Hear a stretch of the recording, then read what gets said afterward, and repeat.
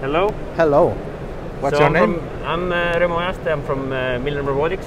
Okay. I'm the regional sales director, and I've been working for a few years. Previously, come from army background.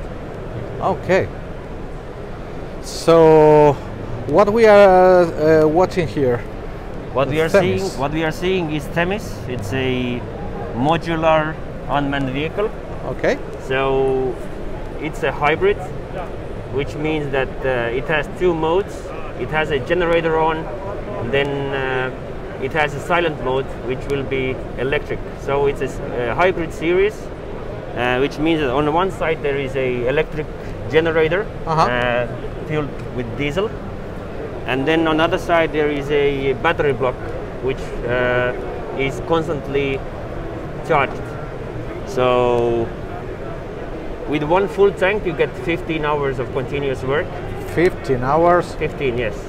From 12 to 15 hours, it depends of course on the terrain and what you're doing it, but yeah, that's with one full tank. And the easiest way, you just have to fill the tank and you can go on. So that's why it's really useful in the forest and the area where you just have to have access to diesel. So that's one of the key parts of the hybrid vehicle, why it's useful, because you're able to use it silently when you switch out the generator, so there's no sound.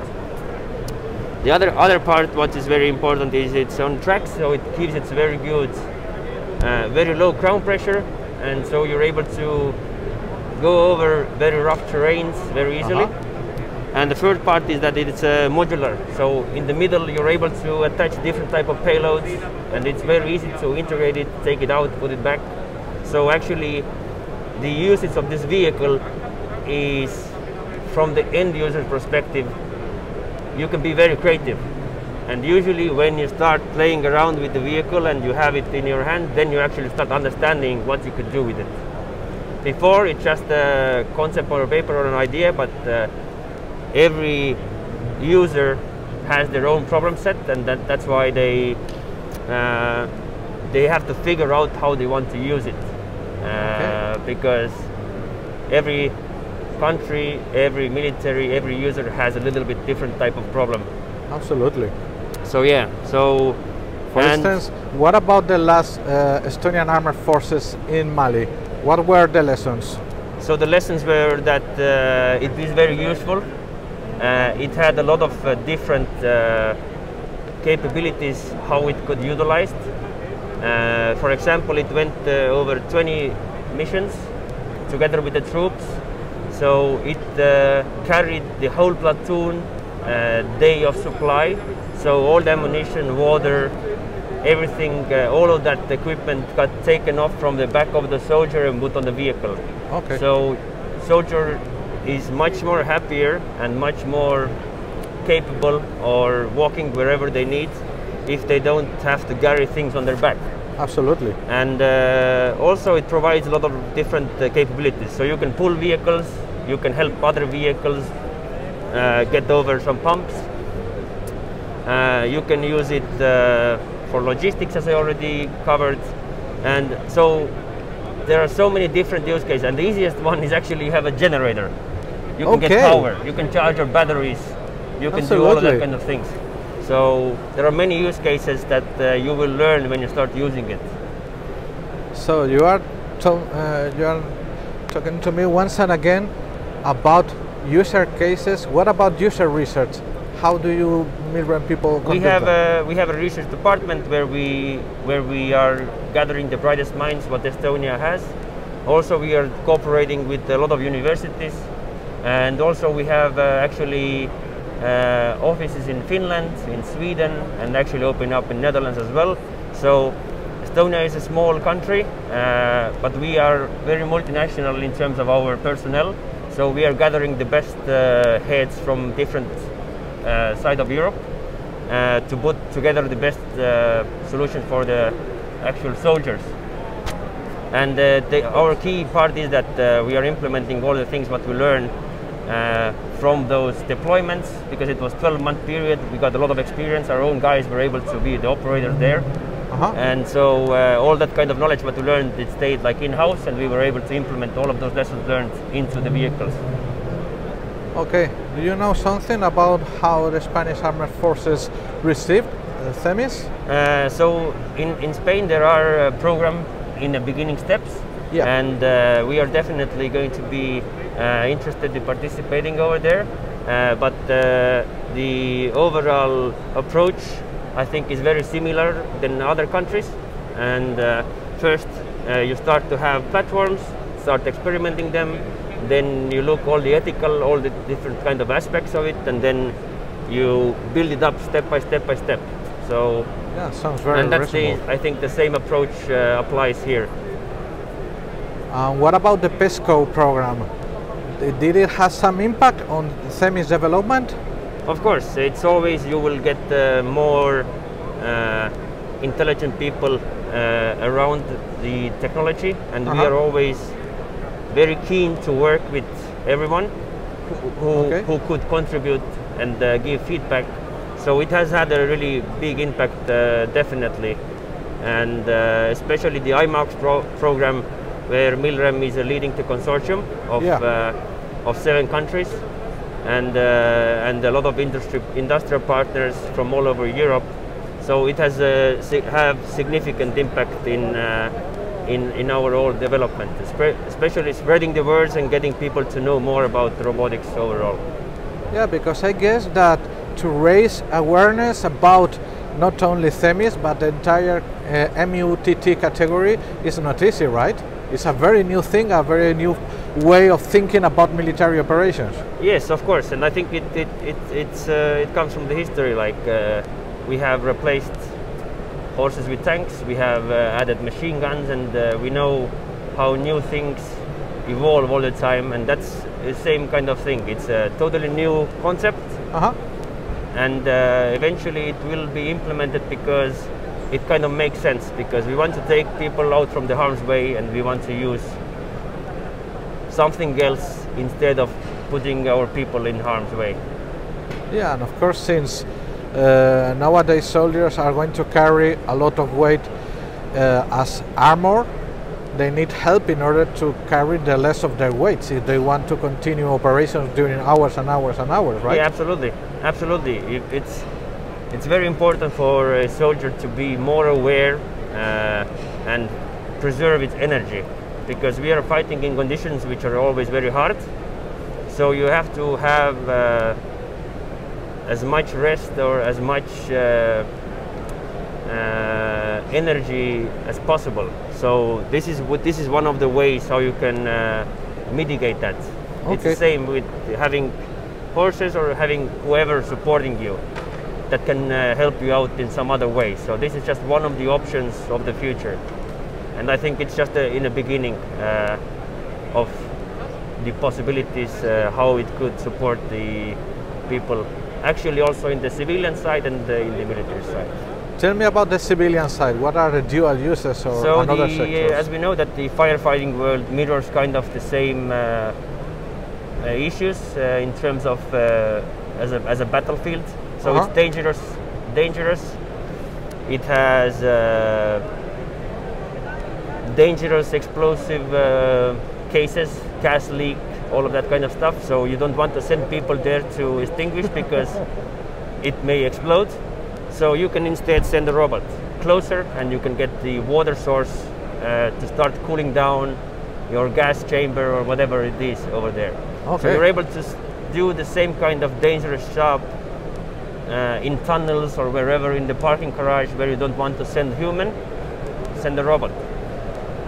Okay, I see. And what about more, I don't know how to name it, maybe radical uses? Because I saw, I think some months ago, a new use of in which an UAV was teamed with the THeMIS, and the THeMIS was tethered with the UAV, and it provides electricity. Actually, the tethered version was also used in the Mali already.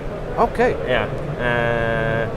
We had one drone over there. What is the benefit of having a tethered drone actually is that you can get the drone up there 24/7, because all the power comes from the cable and from the Exactly. generator. Exactly. So usually you maybe have 30 or 1 hour time, but in essence you can make a 100-meter mast. You Absolutely. can get an antenna very high. You can do all that kind of stuff with having drones part of this. So you can get an observation of the battlefield or whatever you want to look. And also you're able to bring antennas higher, so you get a better connection and all that kind of stuff. Yeah, instead of, let's say, 4-meter long antenna, you have a 200-meter long Yes, antenna. exactly. Yeah. Wow. I would like that you explain to my audience about the meter platform, because in 2019 I was in love with the concept and the idea. Do you mind? Yes. So what you would like to know specifically? So The margins, how broad can it be? It is modular in a way that when you are building it, you can make it. You can raise the clearance from 40 centimeters to 60 centimeters. Okay. So you can make it higher or lower. And in terms of the width, you can make it as wide as you want. As wide as you want? Well, as wide as it is practical. I mean, in terms of maybe you have a little bit bigger anti-air weapon or something like that, then you can make it wider. But one of the key things is that it is able to carry up to 1.2 tons. 1.2? Yes, 1.2. It weighs itself 1.6 tons, okay, and it's able to carry 1.2 tons. Okay. So that is kind of the limitation. And if you make it wider, of course, the maneuverability will not be as good and with this setting, but it's still you're still able to do it. You're still able to use it. And then also all the cameras and all of the other things, they're all changeable. So that's why it's built in a modular mindset, that everything could be changed out and nothing will kind of get obsolete, because you could just change out the technology. That is really, really important, because I think that we are pointed directly towards an increase of autonomy, right? Absolutely. And autonomy is an interesting topic, because it's not so much of an autonomy, but it's as much of a helping a user be more aware of what's going on around him. So you don't have to, for example, follow me functionality enables the vehicle or enables the operator just to have the vehicle follow him. So you don't have to have a remote in your hand. You can just stand in front of the vehicle and just walk. And you're able to do your other tasks as a soldier. So do you mind the vehicle will just follow. Showing me more visually? Yeah, because it just means that you will stand in front of the vehicle, and the vehicle will, if you start moving, the vehicle will start following you. Without any kind of additional implements, or how? So how the operator has this. So there are some beacons put over there, and then there will be a tag in the operator's bag, and then you can configure it so it will follow you, I don't know, 2 meters from you, and that's pretty much all you have to do. You have to designate the tag, and then in our control panel you just have to activate this kind of mode. Okay, so I guess that it steers by itself, right? Yes, it will follow wherever you will go. So it will steer itself, and anytime the operator can just push a button and take over the vehicle if you want. But what about the ground clearances of the chains? What about the ground clearances of the modules? I didn't understand the question. Okay, so let's say that in some field in Mali there are a lot of tiny and medium-sized rocks. Yes. And the vehicle has to traverse usually one of the biggest things what can be an obstacle is the operator. Okay. So that's why our operator training is done by ex-military guys and the people who have had usage of hundreds and hundreds of hours already with this vehicle. So it's all about, as in a small unit tactics, soldier has to understand the environment where he's fighting. So if you see a hole, it gives you better cover. from the fire, so you go there if you do a break. So it's the same thing with this vehicle. The operator has to understand the environment and choose the path that he knows this vehicle can take. So if you see that there is a huge angle, the operator has to be experienced to understand that, okay, we have to find another route. And it's same with as a vehicle. It doesn't matter what you're driving. So the main error usually is still the person who is behind the wheel, so to say. I see that you are really experienced with THeMIS. Well, of course, we are. We have been producing, or we started it already in 2013, so yeah, it has been a long ride. I would like to make you some very quick and specific questions about, for instance, the transportation of injured soldiers. Does the module protect the soldier for further damage, or? So this is more of a casevac, and casevac means getting casualties out from the harm's way as fast as possible. Okay. So this is not a medevac. Medevac would be that you will have all the equipment that the medic could be doing.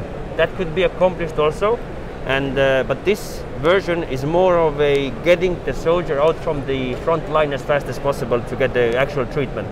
Okay. Because for casevac, you can use whatever cheap. You can use whatever the thing is, where you can put the person and drive it away. So in essence, it's just a fast way of getting the person out from the fire zone. And what about barricading? Yes, you can add also armor it, but it will make it way more, which means that the payload has to be a little bit lighter. And in terms of protecting the soldier, it's not the main purpose of this. In terms of casualty, it's just one of the options what you can do, because you can actually casevac people out even if you put them in the middle in the basket, and that would also be a casevac. Okay. So yeah, but I mean, not sorry, my fault. I was not thinking about casevac, but to, let's say, for instance, close combat at urban terrain, in which you have to cross a street and then you don't have any kind of barricade. So you're able to put like a winch or a hook, and you're able to attach it. You can put it in a way that the vehicle will drive closer. It will shoot out, for example, some sort of a hook, and you can pull the obstacle and move the obstacle with the vehicle for sure. So you don't have to put people in there who are doing the hooking and stuff like that. Okay, but the vehicle can be an obstacle, a barricade by itself, or it's not? I mean, it could be, I think. Why not? I mean, but maybe I'm not understanding the question correctly. Like, for instance, if you put an armor wall, 2 meters high, yes, in one of the modules, for so some reason, in terms of protecting the soldier being on top, yes, that could be done. It could be done for sure. We actually have, it would be some sort of like a police tactic that people are behind. Yeah. To help. Yes, for sure, it could be done. Okay. Whoa, thank you very much for your time. No worries.